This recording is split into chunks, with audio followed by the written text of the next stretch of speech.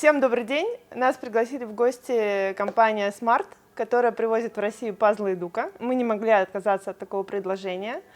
Нам обещали показать новинки, осенние новинки этого года и рассказать о каких-то сюрпризах, которые нас ждут на следующем чемпионате Москвы. Но обо всем по порядку. Алексей, добрый день. Привет. Спасибо за приглашение. Очень рады приехать к тебе в гости. И давай начнем сразу с нашей цели встречи, с новинок.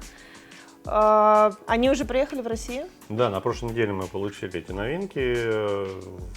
На следующей неделе начнут поступать в магазины. Я думаю, что где-то уже сейчас можно их приобрести в магазинах типа Wildberries, MyShop, Удачные развлечения и так далее. Собственно, они за нашей спиной. Сколько их всего, расскажи? 23 пазла в категориях 500, 1000 и 1500 деталей. Ну, собственно, все видно, картинки говорят сами за себя. Из каких-то, может быть, идейных новинок это скетчи, так называемые, самых популярных городов мира: Лондон, Париж, Нью-Йорк. Вот. Интересно, да, выглядит. Я думаю, что будет собирать очень необычно.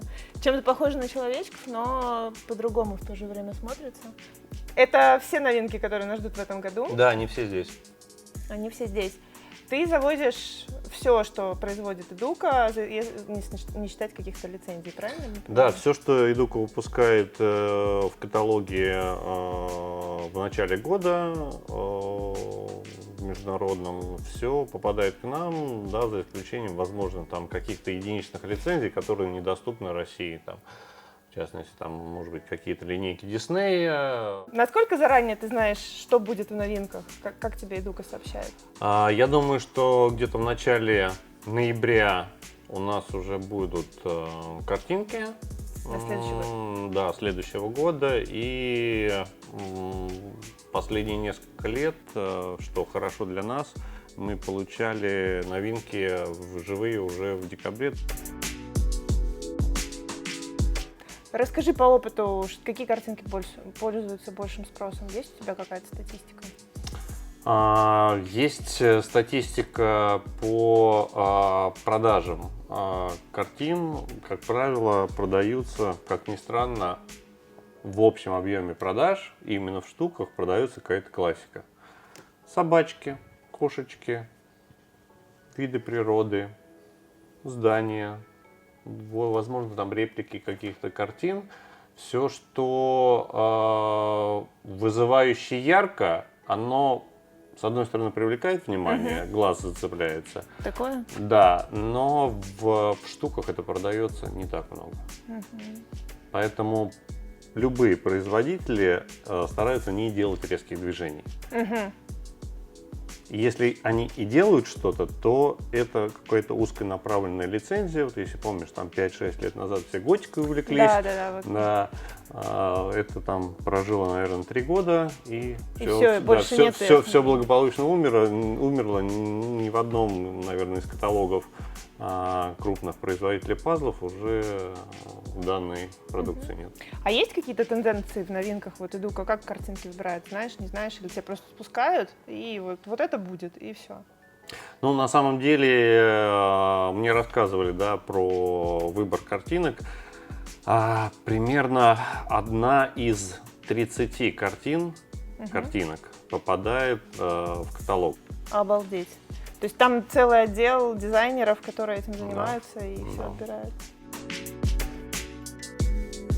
Испанцы интересуются как-то, что у тебя, что может иметь успех, или самостоятельно? Ну, во-первых, к ним попадает вся статистика по продажам, сколько, что и какие картины продается. Ну и, как правило, из-за того, что Россия достаточно значительный рынок для данных пазлов, они стараются, как правило, включить как минимум одно изображение, которое может относиться к России. Если помнишь, там пару лет назад был пазл с Санкт-Петербургом, Спас на Крови. Да, Спас на Крови был. Сейчас есть собор Василия Блаженного.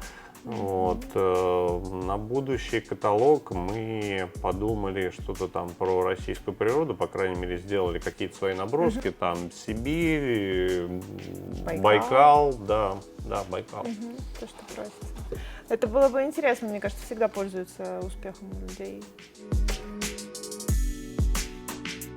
Первый чемпионат Москвы прошел в 2010 году. Как вообще появилась эта идея? Убей меня, я не помню. Я правда не помню, как появилась эта идея. Ну, естественно, там первый чемпионат России был в Таганроге, мы приняли в нем участие. Несколько раритетов здесь с этого чемпионата можно видеть на столе. Не знаю, решили просто, что надо провести в Москве. Ну подожди, чемпионат России был в июне или в июле, где-то так, да? А Москва была? На следующий год весной.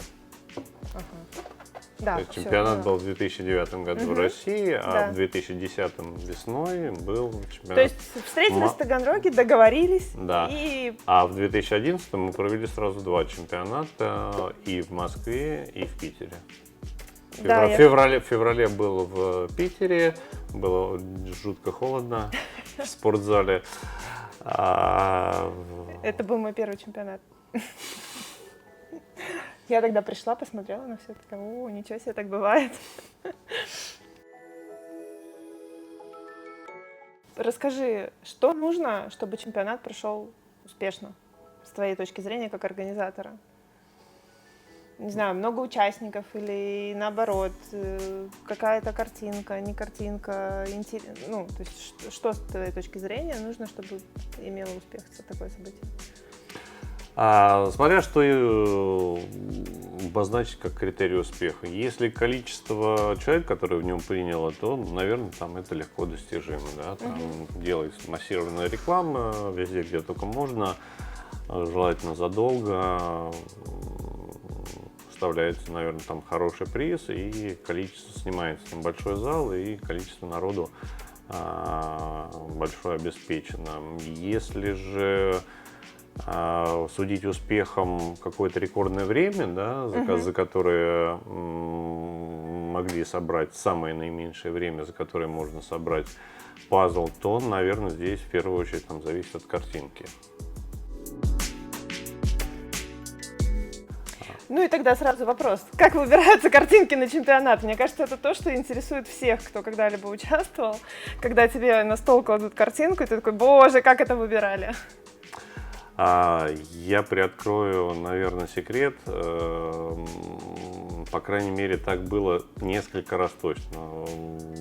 Поскольку чемпионатов было по идуке много, не только в Москве, да, и в Питере несколько лет, и в Таганроге мы проводили. И Ростов, Нижний был. Да, и Ростов, Нижний Новгород, была Сибирь. Поэтому картинок было достаточно большое количество. На несколько чемпионатов выбор картинки сводился к банально простой системе. Мы выгружали из 1С количество пазлов на 500 деталей, которые там больше определенного количества штук на складе, да, чтобы там, хватило. да, чтобы хватило на всех сборщиков, там вываливалось, допустим, не знаю, там из всех доступных 500, ну, условно говоря, там их 50, да, в количестве там 100 плюс было, не знаю, там 10 картинок, а уже из этих 10 картинок выбирался либо на наш вкус, либо мы советовались с теми, кто заранее мы знали, что люди не принимают участие в данном чемпионате, они никаким образом не могут повлиять на результат, они никому об этом не расскажут. Но мнение этих людей было не решающим, оно было на уровне нюансов, поскольку мы, как вы знаете, наркодилеры не колятся, да, продавцы пазлов не собирают пазлы, и понять, насколько удобная именно для сборки на чемпионате картина, а у нас фактически один критерий, чтобы это там не затянулось на часы, да, как у нас было там, может быть, 1 или 2 раза, когда время первого места там подбиралось к 50 минутам, и половина, наверное, участников не входила в 2 часа, отведенных на результат. Поэтому одним из главных критериев выбора картинки это, наверное, простота, чтобы как можно большее количество соревнующихся успело в 2 или в 1,5 часа отведенного времени. Мы потом сделаем сноску, что он собирал 1 раз пазл на чемпионате. Это какой-то Кастерланд, что ли, да? Я не помню, что, да, наверное, Кастер, маленькие детали, вас тогда поставили всех, тебя, по-моему, Голдена, дядю Вову, и вы собирали было. пазлы. Я как раз с Сашкой был, он меня выиграл, по-моему, да. Соревнования вот региональные, как в Москве, как были в Петербурге, всегда проводятся в парах на 500 деталей, 1,5-2 часа. Не было желания поэкспериментировать, там, не знаю, включить личку или заменить на личку, или наоборот сделать какую-то командную, как именно дисциплину, да? Или пары это самое удобное? Наверное, пара это самое удобное. Все остальное это немножко растягивает по времени сами соревнования. Если это делать, придется делать там какой-то перерыв там, на обед. Вот. Потом еще подключать, как правило, у москвичей, которые в большей степени присутствуют на чемпионате, всегда нет времени. Мы живем очень в рваном ритме, и нет, не смейся, многие даже не досиживают до, если можно так сказать, до награждения. То есть собрали за 1,5-2 часа,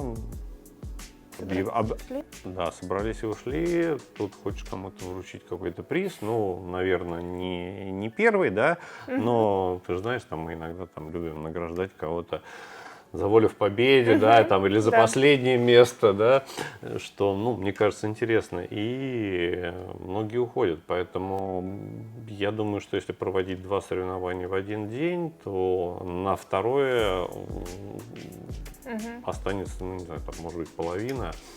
Вот, поэтому, наверное, пары это идеально. Пазлы, вот такие соревнования, это скорее какое-то развлечение, чтобы люди пришли, пособирали пазлы, узнали о бренде Эдука, или это спорт? Наверное, вот сейчас, спустя 10 лет, наверное, это такая хорошая привычка. Это не дает никакого коммерческого результата, но это повод собраться вместе. Это повод послушать людей, которые непосредственно собирают твои пазлы, мнение о дизайне, мнение о картинках, мнение о нарезке, о каких-то возможных хотелках. Это обратная связь с конечным потребителем, и для дистрибьютора это очень важный момент, возможно, даже более важный, чем какой-то коммерческий эффект от проведения чемпионата. А испанцы интересуются вот этой обратной связью? Да, конечно. То есть ты им сообщаешь какие-то результаты? Да. А им интересно, там, не знаю, скорость сборки, или их больше вот тоже интересует такое? Мы взяли за правило, после проведения каждого чемпионата мы делаем там детальный отчет, кто победил, с каким временем, какая была картинка, сколько человек приняло участие, какие соцсети были задействованы для информирования о данном чемпионате. Если после этого там в течение месяца появляются какие-то там ролики, обзоры на YouTube, на этом Инстаграме, в социальных сетях или еще где-то с репортажами чемпионата, мы, естественно, это все включаем в отчет, отправляем директору по маркетингу. И дуки, они это все читают, воспринимают, ну, дальше уже работают с этой информацией в тех рамках, которые им нужны. Еще такой вопрос. Эдука один из лидеров в производстве больших пазлов. Не было желания на чемпионате Москвы, там, не знаю, может быть, второй день или заменитель, что предложить сборку вот этого большого пазла, чтобы пришли много пазлолюбителей, собрали это все, там, не знаю, зафиксировать время, как мы делали однажды с жизнью в Таганроге. Таких желаний нет? Но опять же, это огромное количество времени. Ну, напомни мне, может быть, ты помнишь, у меня вылетело это из головы, сколько в Новосибирске собирали 42 тысячи по времени. 12 часов, чуть больше. Вот. Ты представляешь, да, сколько это времени, места, сил и так далее. Это, наверное, актуально именно для каких-то там выездных мероприятий, когда люди приезжают в одно место, скорее всего, там с ночевкой, они понимают, что они могут там сегодня до часу, до 2, до 3 ночи там пособирать этот пазл, пока не соберут, да, они знают, что они после этого там пойдут спать, отдохнут, там завтра встанут со свежей головой и так далее. Но вот в рамках там однодневных, наверное, нет. Ну, тем более 42 тысячи уже собрали на время, повторять это, наверное, не хочется, хочется чего-то нового. Там, возможно, мы задумаемся о следующем гиганте, который, надеюсь, выпустит Эдука. Эдука думает? Эдука думает, да, но опять же, здесь, скорее всего, нету никакой коммерческой составляющей. Данные пазлы покупают там буквально единицы людей, и производить его очень дорого, особенно если это не нарезка там, из 50 картинок, это одна действительно полноценная картинка, не размытая ничем, то производство очень дорогое, а спрос не такой большой, не так много людей на свете, кто имеет столько свободного времени. То есть гонка за престижем, назовем это так, не стоит тех средств, что не будешь каждый год штамповать по гиганту. Абсолютно, точно. Каждый год это невыгодно, иначе бы все бы уже дошли бы, не знаю, там и измерялось бы сотнями тысяч, и чем больше пазлов ты выпускаешь, тем сразу же ты отрубаешься количество людей, которые может его собрать, потому что, условно говоря, там 20 тысяч может собрать, там, не знаю, там 100 тысяч человек, да, там 30 тысяч, там еще меньше, 40 еще меньше, и, я не знаю, если выпустят 100-тысячник, для нескольких человек зачем это, чтобы сказать, что мы самые крутые на свете? Да. Мы поговорили о результатах, поговорили о том, что ты рассказываешь Эдуке. Расскажи что-нибудь, что для тебя лично чемпионаты? Может быть, какую-то историю за эти там 10 лет, да? Может быть, просто твои какие-то воспоминания? Было, есть что поделиться, есть что рассказать. Ну, наверное, из такого интересного. Первое, что я вспомнил, поскольку мы не договаривались об этом, да, первое, что я вспомнил, это, наверное, 3-й или 4-й чемпионат, может быть, 5-й, не помню, надо залезть в архивы, но ты, наверное, вспомнишь, ты, скорее всего, была. Это когда Димаса с Тигрой потеряли последнюю детальку. Они собирали пазл, и все детальки кончились, а одной детальки в пазле не хватало. И на самом деле это ужасно там нестандартная, неприятная ситуация, да, то есть и потребитель может подумать, что там у Эдуки не хватает деталей в пазлах, и как определять первое место.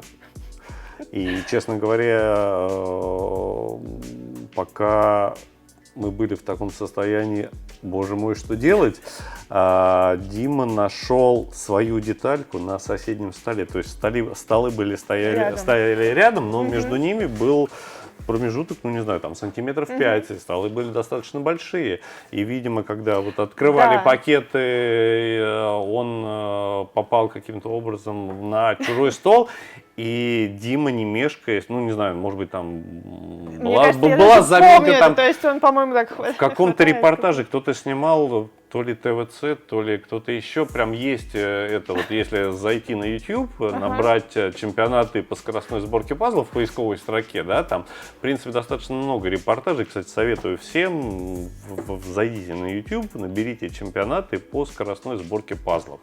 Там много чего интересного есть, посмотреть, я иногда сам даже, когда ностальгирую, я пересматриваю.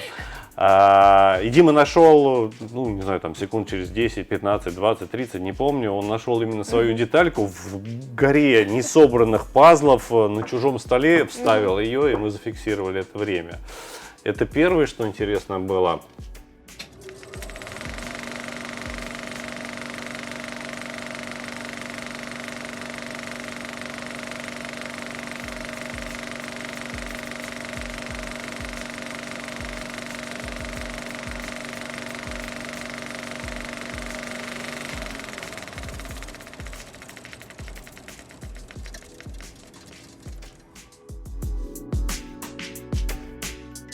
Эдук — это уникальный производитель, у которого есть сервис потерянных деталек. Каждый человек в любой точке мира, который купил пазл Эдука, если он не досчитался в нем каких-то деталек, он может их бесплатно заказать, зайти на сайт испанской компании по форме, по диагонали, по горизонтали, как в морском бою, выбрать детальку из своего пазла, указать артикул, и в конвертике через 3-4-5 недель ему придет именно деталька, именно из его пазла, с именно его нарезкой. А второе было, наверное, года 3 назад, когда мы проводили чемпионат вот там на Хорошевском шоссе.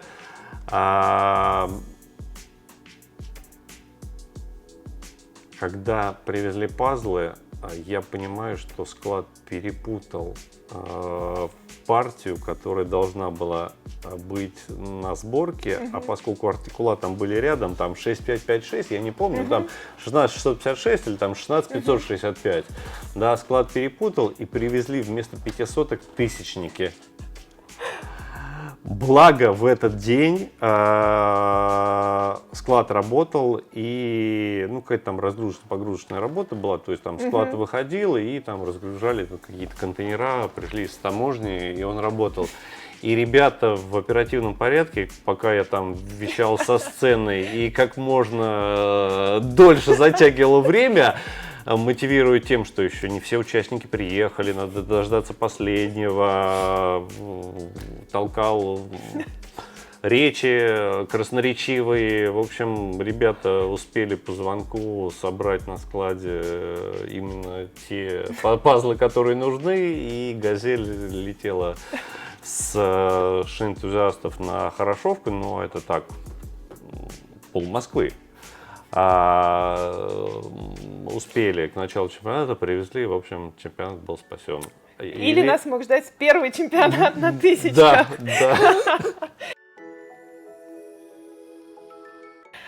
Расскажи, что у тебя за раритеты, мы покажем. Ну, есть тут некие подарки, которые были сделаны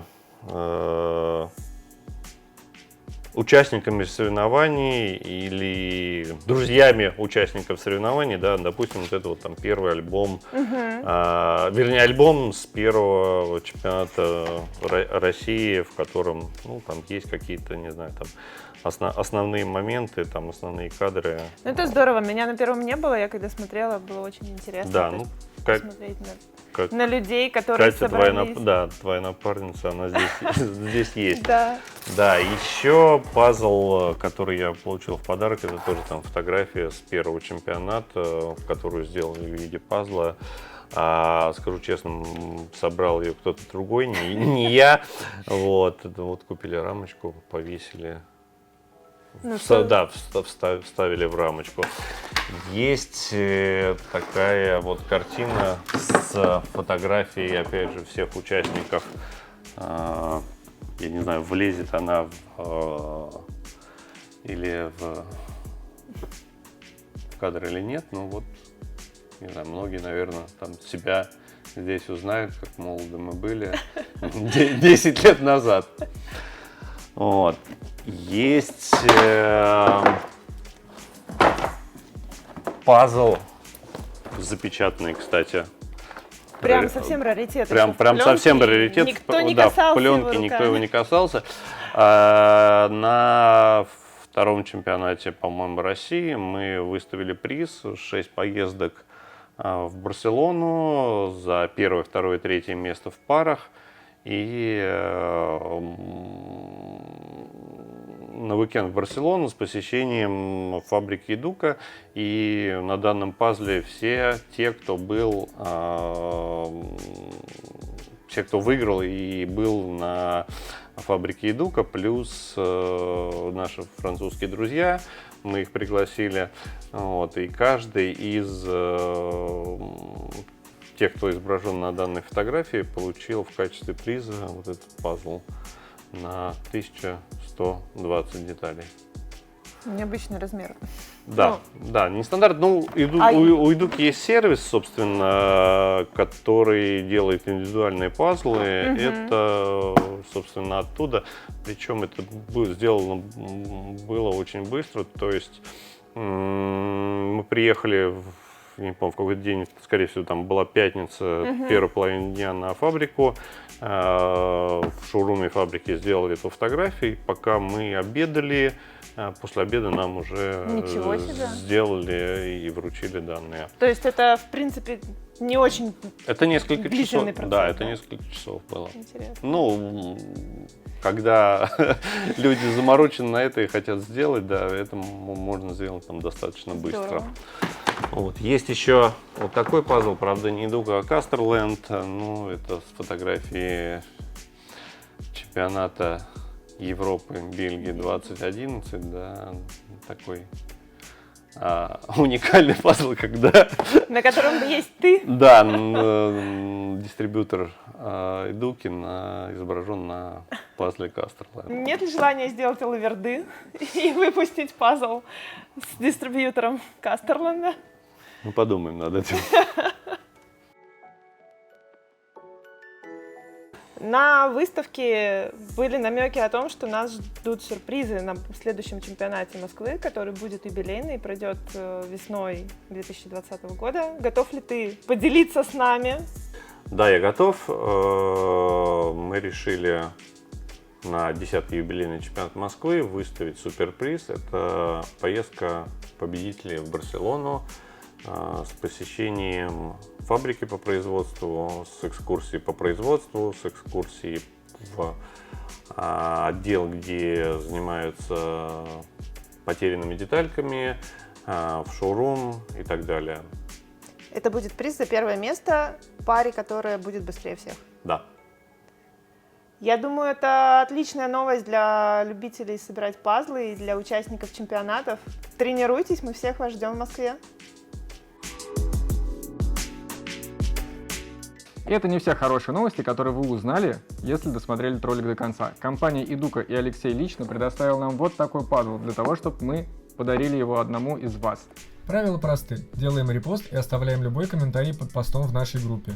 Победитель будет выбран с помощью генератора случайных чисел. Сроки розыгрыша указаны в посте. Удачи!